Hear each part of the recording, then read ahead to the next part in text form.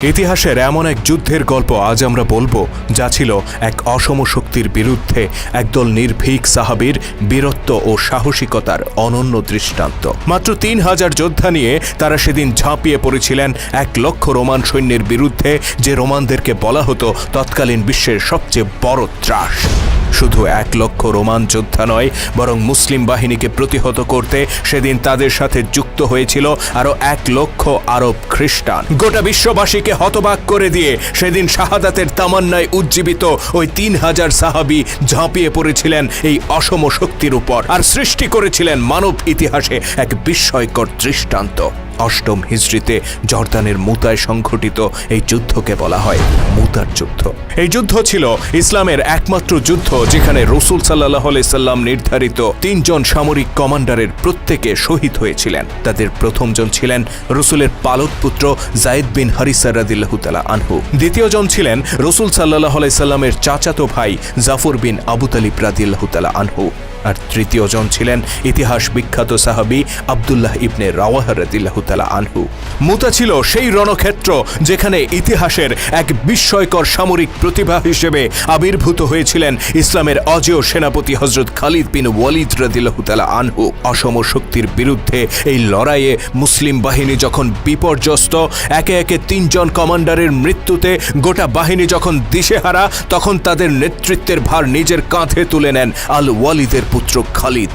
তার অসাধারণ সামরিক প্রতিভার সামনে সেদিন দিশেহারা হয়ে পড়ে বিশাল রোমান বাহিনী, আর তছনছ হয়ে যায় তাদের গোটা অগ্রভাগ। সেদিন খালিদ যে রণকৌশল, বীরত্ব আর সাহসিকতার দৃষ্টান্ত স্থাপন করেছিলেন, তাতে মুগ্ধ হয়ে স্বয়ং আল্লাহর নবী তার উপাধি দেন সাইফুল্লাহ। সেই থেকে তিনি আল্লাহর তলোয়ার। রাসূল সাল্লাল্লাহু আলাইহি সাল্লাম এর জীবদ্দশায় তৎকালীন পৃথিবীর পরাশক্তি রোমান সেনাবাহিনীর বিরুদ্ধে মুসলিমদের পরিচালিত একমাত্র যুদ্ধ ছিল এই মুতার যুদ্ধ। উম্মতে মুহাম্মদের সেই বিস্ময়কর যুদ্ধযাত্রার আজকের পর্বে আপনাকে স্বাগতম।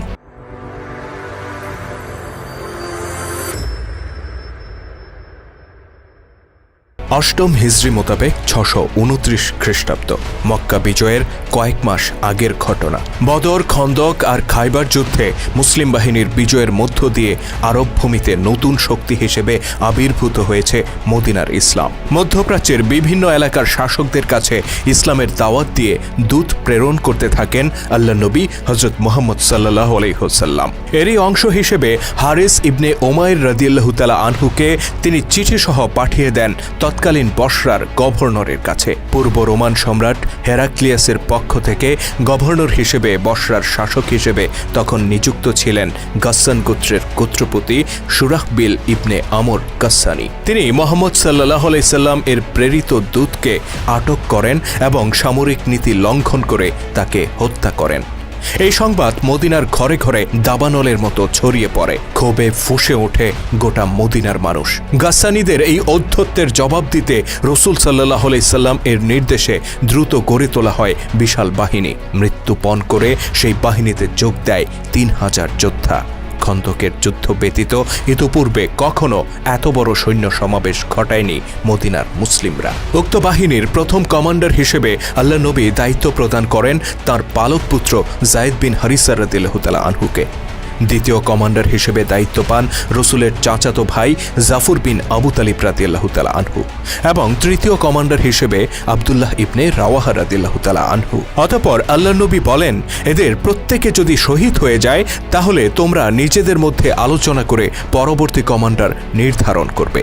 উক্ত বাহিনীতে প্রথমবারের মতো যোগদান করেন কোরাইশ বীর হযরত খালিদ বিন ওয়ালিদ রাদিয়াল্লাহু তাআলা আনহু। ইতিপূর্বে মক্কা ও মদিনার মধ্যে সংঘটিত প্রতিটি যুদ্ধে তিনি ইসলামের বিরুদ্ধে অস্ত্র ধারণ করেছিলেন। মুতার যুদ্ধের মাত্র ৩ মাস আগে তিনি আল্লাহ নবীর প্রতি ঈমান আনেন এবং ইসলাম ধর্মে দীক্ষিত হন। সেদিন খালিদ যখন একজন সাধারণ সেনা হিসেবে যুদ্ধের উদ্দেশ্যে রওনা হয়েছিলেন, কেউ জানত না ইসলামের ছায়াতলে নিজের এই প্রথম যুদ্ধেই কাণ্ডারী হিসেবে আবির্ভূত হবেন এই অকুতোভয় বীর যোদ্ধা। উক্ত বাহিনী বসরা অভিমুখে অগ্রসর হয়ে জর্দানের সীমান্ত এলাকায় অবস্থান নেয়। এই পর্যন্ত মুসলিম বাহিনী জানত তারা গাসসানীদের বিরুদ্ধে যুদ্ধ করতে করতে যাচ্ছে। কিন্তু গুপ্তচর সংবাদ নিয়ে আসে গাসসান গোত্রকে রক্ষা করতে যুদ্ধের পূর্ণ প্রস্তুতি নিয়ে অপেক্ষা করছে 1,00,000 রোমান সেনা। তাছাড়া এই রোমানদের পতাকা তলে জড়ো হয়েছে বিভিন্ন গোত্রের আরো 1,00,000 আরব খ্রিস্টান। মুসলিম বাহিনীর কাছে এই সংবাদ ছিল বিনা মেঘে বজ্রপাতের মতো। মাত্র 3,000 যোদ্ধা নিয়ে 2,00,000 শত্রুর মুখোমুখি হওয়া কতটা বাস্তবসম্মত হবে তা নিয়ে উদ্বিগ্ন হয়ে পড়েন তারা।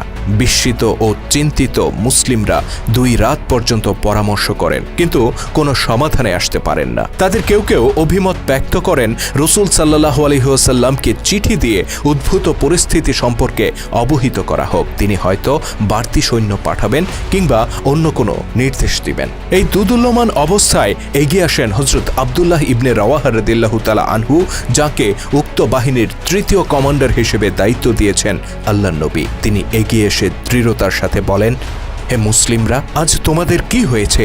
তোমরা কি সেই শাহাদাতকে এড়িয়ে যেতে চাচ্ছ যে শাহাদাতের আকাঙ্ক্ষা নিয়ে তোমরা রওনা হয়েছিলে? আল্লাহর কসম, যুদ্ধে জয় পরাজয়ের মাপকাঠি কখনো এই হতে পারে না যে শত্রু আমাদের তুলনায় কত গুণ শক্তিশালী। আমরা সেই 70 দিনের জন্য লড়াই করি যে 70 দিন দিয়ে আল্লাহ তাআলা আমাদেরকে গৌরবান্বিত করেছেন। কাজেই এগিয়ে চলো, হয় তোমরা বিজয়ী হবে আর নয় শাহাদাতের গৌরব লাভ করবে। অবশ্যই এই দুটি কল্যাণের যে কোনো একটি দিয়ে তোমরা লাভবান হবে। আব্দুল্লাহ ইবনে রাওয়াহার এই বক্তব্য মুহূর্তের মধ্যে বদলে দেয় সকলের মানসিকতা। শাহাদাতের তামান্নায় উজ্জীবিত হয়ে ওঠে গোটা মুসলিম বাহিনী। সমস্ত সংশয় ছেড়ে ফেলে তারা এগিয়ে চলেন সম্মুখ পানে। অতঃপর জর্দানের মুতা নামক স্থানে রোমান সম্রাট হেরাক্লিয়াসের প্রেরিত বিশাল বাহিনীর মুখোমুখি হন আল্লাহর 70 দিনের জন্য জীবন উৎসর্গ করতে আসা এই 3,000 মর্দে মুজাহিদ। 8ম হিজরি মোতাবেক 629 খ্রিস্টাব্দের সেপ্টেম্বর মাসের কোনো এক দিবসে তুমুল সংঘর্ষে জড়িয়ে পড়ে 2 বাহিনী। 2 অসম প্রতিপক্ষের এই লড়াই ছিল মানবজাতির ইতিহাসে এক বিস্ময়কর ঘটনা। ক্ষুদ্র বাহিনীটি মুসলিম ছিল বলেই সম্ভব হয়েছিল এমন দুঃসাহসী পদক্ষেপ নেয়া। তাদের সামনে ফিরে যাওয়ার পথ খোলা ছিল, কিন্তু নিরাপদ এই প্রস্থানের পথ বেছে না নিয়ে তারা বরং তৎকালীন বিশ্বের সবচেয়ে শক্তিশালী সেনাবাহিনীর বিরুদ্ধে ঝাঁপিয়ে পড়েছিলেন আর প্রমাণ করেছিলেন উম্মতে মুহাম্মদী মৃত্যুর পরোয়া করে না। তবে যুদ্ধ যতটা আবেগের, ঠিক ততটাই বাস্তবের। এই অসম লড়াইয়ে মুসলিম বাহিনী ইমানি শক্তিতে যতটা এগিয়ে ছিল, শত্রু বাহিনীও শক্তি ও সংখ্যায় ঠিক ততটা এগিয়ে ছিল। শাহাদাতের তামান্নায় উজ্জীবিত মুসলিম ফৌজও যুদ্ধ করতে থাকে ইমান আর সাহসিকতার উপর ভর করে। অন্যদিকে রোমান বাহিনী আর তাদের মিত্রপক্ষ যুদ্ধ করতে থাকে শক্তি ও সংখ্যার উপর ভর করে। ফলে যুদ্ধক্ষেত্র ভয়ানক রূপ ধারণ করে, বাড়তে থাকে উভয় পক্ষে ক্ষয়ক্ষতির পরিমাণ। যুদ্ধের এক পর্যায়ে শহীদ হয়ে যান রাসূল সাল্লাল্লাহু আলাইহি সাল্লাম এর পালক পুত্র মুসলিম বাহিনীর 1ম কমান্ডার যায়েদ বিন হারিসা রাদিয়াল্লাহু তাআলা আনহু। সাথে সাথে নেতৃত্বের দায়িত্ব গ্রহণ করেন 2য় কমান্ডার জাফর বিন আবি তালিব রাদিয়াল্লাহু তাআলা আনহু। তিনিও প্রবল পরাক্রমের সাথে যুদ্ধ করতে থাকেন আর এক পর্যায়ে শত্রুর আঘাতে জর্জরিত হয়ে শাহাদাতের কোলে ঢলে পড়েন। বলা হয়ে থাকে, যুদ্ধ শেষে জাফর বিন আবু তালিবের শরীরে শত্রুপক্ষের 90টি আঘাতের চিহ্ন খুঁজে পাওয়া গিয়েছিল। জাফর বিন আবু তালিবের শাহাদাতের পর মুসলিম বাহিনীকে নেতৃত্ব দেন 3য় কমান্ডার আব্দুল্লাহ ইবনে রাওয়াহা রাদিয়াল্লাহু তাআলা আনহু। প্রতিপক্ষের একের পর এক আঘাতে এক পর্যায়ে তিনিও মাটিতে লুটিয়ে পড়েন আর পান করেন সেই শাহাদাতের অমীয় সুধা, যার প্রবল আকাঙ্ক্ষা নিয়ে তিনি এই ময়দানে ছুটে এসেছিলেন। 3য় কমান্ডারের শাহাদাত বরণের মধ্য দিয়ে মুসলিম বাহিনীতে সৃষ্টি হয় নেতৃত্বের শূন্যতা। এই শূন্যতা মুসলিম বাহিনীকে দাঁড় করিয়ে দেয় খাদের কিনারায়। পরিস্থিতি হয়ে ওঠে ভয়াবহ। আর এই প্রতিকূল পরিস্থিতিতে মুসলিম বাহিনীর পতাকা হাতে তুলে নেন বিশিষ্ট সাহাবী সাবিত বিন আরকাম রাদিয়াল্লাহু তাআলা আনহু। অতঃপর সেই পতাকা তিনি এগিয়ে দেন খালিদ বিন ওয়ালিদের দিকে আর বলেন, আজকের এই ময়দানে আমাদেরকে নেতৃত্ব দিতে আপনার চেয়ে যোগ্য কোনো যোদ্ধা নেই, সুতরাং নিজের হাতে পতাকা তুলে নিন আর নেতৃত্বের দায়িত্ব গ্রহণ করুন। নিরুপায় হয়ে মুসলিম ফৌজকে নেতৃত্ব দেওয়ার গুরু দায়িত্ব নিজের কাঁধে তুলে নেন খালিদ বিন ওয়ালিদ রাদিয়াল্লাহু তাআলা আনহু। যদিও মাত্র 3 মাস আগে তিনি ইসলাম গ্রহণ করেছিলেন। নতুন কমান্ডার দায়িত্ব নেয়ার পর বদলে যায় যুদ্ধের দৃশ্যপট। গোটা বাহিনীকে নিজের মতো করে ঢেলে সাজান খালিদ বিন ওয়ালিদ। পূর্ববর্তী কমান্ডাররা যুদ্ধ করেছিলেন সাহসিকতা আর ইমানের শক্তিতে, খালিদ তার সাথে যুক্ত করেন রণকৌশল আর ক্ষিপ্রতা। নিজের বাহিনীকে তিনি শত্রু বাহিনীর সমান্তরালে পুরো যুদ্ধক্ষেত্র জুড়ে ছড়িয়ে দেন, যেন পেছন থেকে কিংবা পার্শ্বদেশ থেকে রোমানরা কোনো মুসলিম যোদ্ধাকে ঘিরে ফেলতে না পারে। অতঃপর 3000 রণক্লান্ত যোদ্ধাকে নিয়ে তিনি সিংহের মতো ঝাঁপিয়ে পড়েন 2 লক্ষ শত্রু সেনার উপর। গোটা অগ্রভাগ জুড়ে ছড়িয়ে পড়ে মুসলিম বাহিনী আর রচনা করে প্রচণ্ড আক্রমণ। পরাজয়ের দ্বার প্রান্তে থাকা মুসলিম বাহিনীর এই আক্রমণের তীব্রতায় হতচকিত হয়ে পড়ে শত্রুপক্ষ। তারা বুঝতেই পারে না হঠাৎ মুসলিম বাহিনী এতটা আক্রমণাত্মক হয়ে উঠেছে কিসের শক্তিতে। তাদের এই বিস্ময়ের ঘোর কেটে ওঠার আগেই যুদ্ধক্ষেত্রের পরিস্থিতি বদলে যায়। খালিদ বিন ওয়ালিদের আক্রমণ এতটাই প্রচণ্ড ছিল যে আঘাতের ধকল সহ্য করতে না পেরে তার হাতে থাকা তলোয়ারটি ভেঙে যায়। তিনি আরেকটি তলোয়ার হাতে তুলে নেন আর একই ক্ষিপ্রতায় শত্রুর উপর আঘাত করেন। দ্বিতীয় তলোয়ারটিও ভেঙে যায়, তিনি আরেকটি তলোয়ার হাতে তুলে নেন। এভাবে তার হাতে ভেঙে পড়ে একে একে 9টি তলোয়ার, আর প্রতিটি তলোয়ারের নিচে বলি হয় অসংখ্য রোমান যোদ্ধা। কমান্ডারের বীরত্বের এই ঝলক দেখে বহুগুণে উজ্জীবিত হয় মুসলিম বাহিনী। পাশাপাশি তাদের মধ্যে ছিল পূর্ববর্তী কমান্ডারদের শাহাদাতের প্রতিশোধ গ্রহণের প্রবল তাড়না। তারা প্রত্যেকে তখন হয়ে ওঠেন আহত বাঘের মতো আক্রমণাত্মক। আর হতচকিত হয়ে পড়ে 2 লক্ষ খ্রিস্টান সেনা। তারা যুদ্ধবিরতির আহ্বান জানায় আর ফিরে যায় নিজেদের তাঁবুতে। ক্ষণিকের জন্য স্বস্তির নিঃশ্বাস নেমে আসে মুসলিম শিবিরে। 2 লাখ অমুসলিম সৈন্যের বিপরীতে মাত্র 3000 মুসলিম সেনার টিকে থাকা ছিল এক বিস্ময়কর ঘটনা।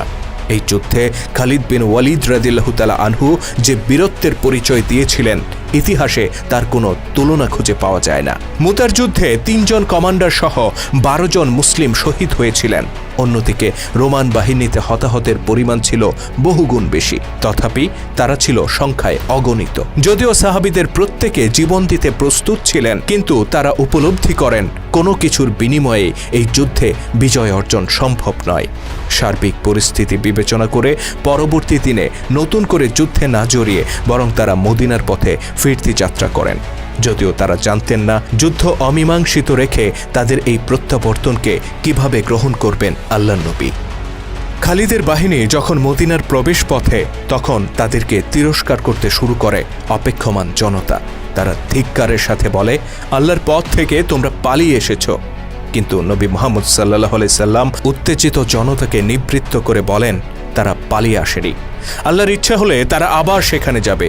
খালিদ বিন ওয়ালিদের কাঁধে হাত রেখে তিনি বলেন, হে সুলাইমানের পিতা, আজ যে বীরত্ব তুমি দেখিয়েছ তার অধিক আর কারো পক্ষে সম্ভব নয়।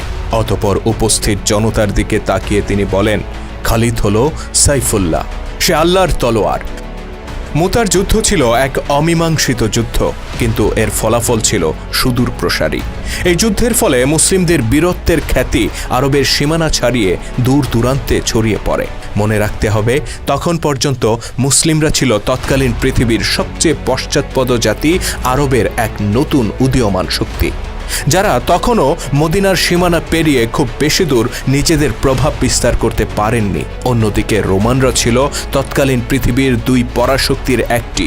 শত শত বছর ধরে মধ্যপ্রাচ্য সহ পৃথিবীর এক বিরাট অঞ্চল তারা শাসন করে এসেছে। তাদের বিরুদ্ধে অস্ত্র ধারণ তো দূরের কথা, তাদের চোখে চোখ রেখে কথা বলতেও ভয় পেত আরবরা। সেই রোমানদের বিশাল সেনাবাহিনীর বিরুদ্ধে অস্ত্র ধারণ করেছে মদিনাবাসী, তাও মাত্র 3000 যোদ্ধা নিয়ে। এই ঘটনা ছিল আরবের ইতিহাসে একেবারে নজিরবিহীন। অবিশ্বাস্য এই ঘটনায় হতবাক হয়ে পড়ে গোটা আরব বিশ্ব। তাদের চিন্তার জগতে সৃষ্টি হয় ব্যাপক আলোড়ন। তারা উপলব্ধি করে ইতিপূর্বে পরিচিত সকল শক্তির চেয়ে মুসলিমরা সম্পূর্ণ আলাদা। তাদের নেতা মুহাম্মদ সাল্লাল্লাহু আলাইহি সাল্লাম নিঃসন্দেহে আল্লাহর প্রেরিত রাসূল। এ কারণেই দেখা যায় মুসলিমদের চিরশত্রু, জেদি আর অহংকারী হিসেবে পরিচিত বেশ কয়েকটি গোত্র মুতার যুদ্ধের পর ইসলামের ছায়াতলে আশ্রয় গ্রহণ করে। তাদের মধ্যে উল্লেখযোগ্য ছিল বনু সালিম, আশজা, গাতাফান, জিবান ও ফাজারাহ। তদুপরি পরবর্তীতে খোলাফায়ে রাশিদিনের আমলে পারস্য ও রোমান সাম্রাজ্যের বিরুদ্ধে মুসলিম বাহিনীর পরিচালিত সফল অভিযানের অনুপ্রেরণা ছিল এই অমীমাংসিত মুতার যুদ্ধ। ইসলামের গৌরবময় ইতিহাস নিয়ে নির্মিত ভিডিও চিত্র আমরা ধারাবাহিকভাবে তুলে ধরছি আমাদের চ্যানেলে। আপনি যদি নতুন হয়ে থাকেন তাহলে চ্যানেলটিতে সাবস্ক্রাইব করার অনুরোধ রইল। আর আজকের ভিডিওটি কেমন ছিল কমেন্ট করে জানাতে ভুলবেন না। যদি ভালো লেগে থাকে তাহলে অবশ্যই লাইক ও শেয়ার করে ছড়িয়ে দেওয়ার অনুরোধ রইল। আল্লাহ হাফেজ।